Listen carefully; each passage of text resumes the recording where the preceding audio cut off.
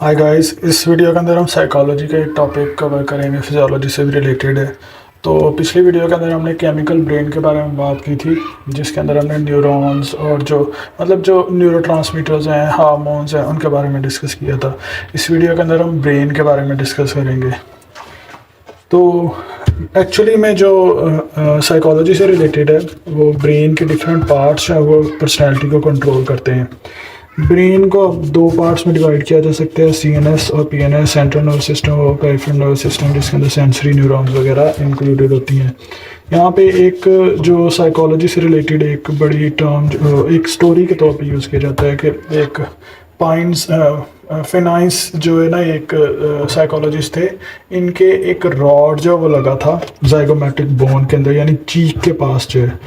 तो वो वहाँ पे लगा तो ब्रेन में से गुजर के वो परली साइड से निकल आया था।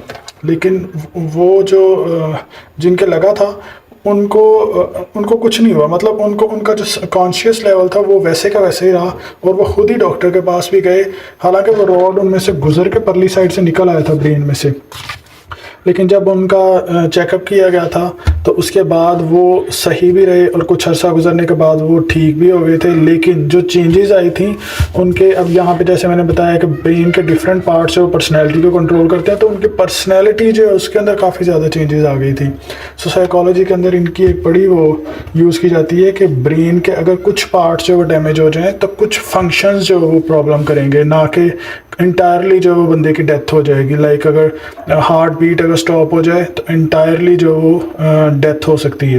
लेकिन ब्रेन के अंदर इस तरह से कि ब्रेन का जो पार्ट अगर ख़राब होगा या डेड होगा या कोई मसला होगा तो उस पार्ट के जो फंक्शन है वो ख़राब हो जाएंगे। सो ये एक पाइनस स्टोरी जो इसके अंदर ऐड की जाती है साइकोलॉजी के अंदर।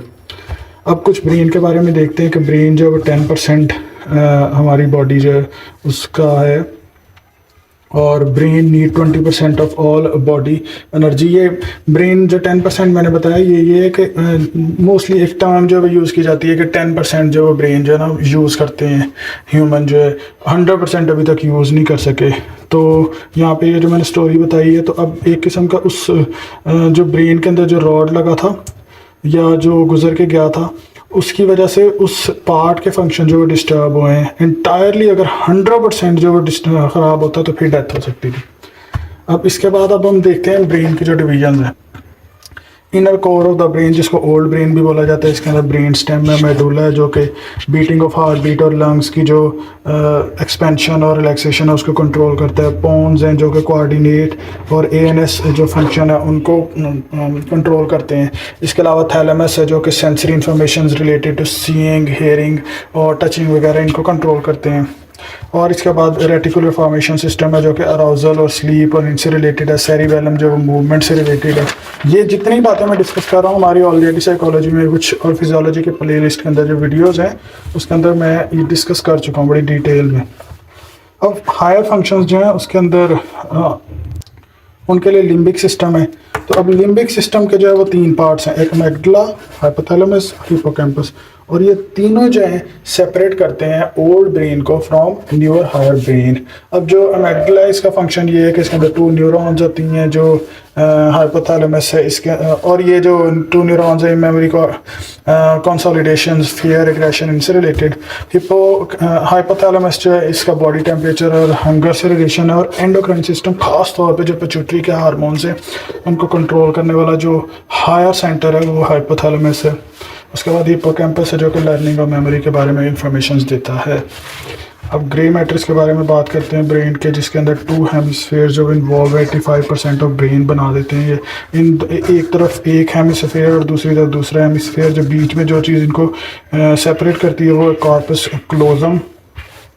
अब हम देखते हैं कि सेरिब्रल कॉर्टेक्स क्या। सेरिब्रल कॉर्टेक्स जो थिन लेयर है, 20 बिलियन इंटरकनेक्टिंग न्यूरॉन्स हैं इसके ऊपर होती हैं। ग्लाइल सेल्स ये न्यूरॉन है, लेकिन ये ऐसे सेल्स हैं जो कि सराउंड करते हैं, नरिश करते हैं और इंसोलिडेट करते हैं न्यूरॉन्स को, लेकिन खुद ये नॉन न्यूरॉन्स हैं।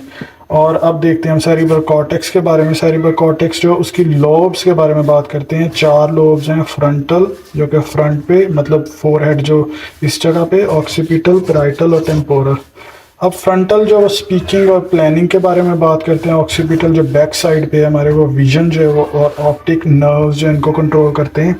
और जो पेराइटल लोब है ये टच और पोजीशन को, मतलब जो सर के ऊपर का जो एरिया है वो, और जो टेम्पोरल साइड्स जो है वो हेयरिंग और स्पीच को कंट्रोल करते हैं। और जितनी ये लोब्स हैं इन सबको सेपरेट करने के लिए फिशर्स होते हैं, उनको फिशर्स बोलते हैं। और हर हेमिस्फीयर जो, अच्छा अब मैं बता रहा हूँ कि जिस तरह से सपोज अगर इस तरफ जो ब्रेन का जो पार्ट है और इस तरफ जो पार्ट है, ये फ्रंट के ऊपर फ्रंटल लोब, पीछे जो वो हमारे पास आ गई प्राइटल ऑक्सीपिटल लोब, और ऊपर जो वो प्राइटल लोब। जो इस तरफ के टेम्पोरल है ना, वो हमारी बॉडी के इस साइड को कंट्रोल करेगी। जो इस साइड की है वो इस साइड को कंट्रोल करेगी। यानी अगर लेफ़्ट साइड के टेम्पोरल का मसला हो गया तो राइट जो होगा वो हियरिंग लॉस हो जाएगी या उसके अंदर प्रॉब्लम हो गई। अगर लेफ्ट पे अगर टेम्पोरल लोब जो उनको उसके ऊपर कोई इशू होगा तो फिर हमारी जो राइट साइड की हियरिंग है वो प्रॉब्लम काज करेगी। अब मोटर कॉर्टेक्स जो वो दो तरह के होते हैं, मोटर कॉर्टेक्स और सेंसरी कॉर्टेक्स। और इसके अलावा जो है बाकी ग्रे मैटर के अंदर इसके अलावा जो चीज़ रहेगी ये वो एसोसिएटिव एरियाज़ हैं जो कि हायर मेंटल फंक्शंस जो उनके रिलेटेड होते हैं। और उनमें हायर मेंटल फंक्शन कौन कौन से आ सकते हैं? Thinking, speaking, learning. सो ये था एक general overview about the brain in psychology. So thanks for watching this video. Please subscribe my YouTube channel.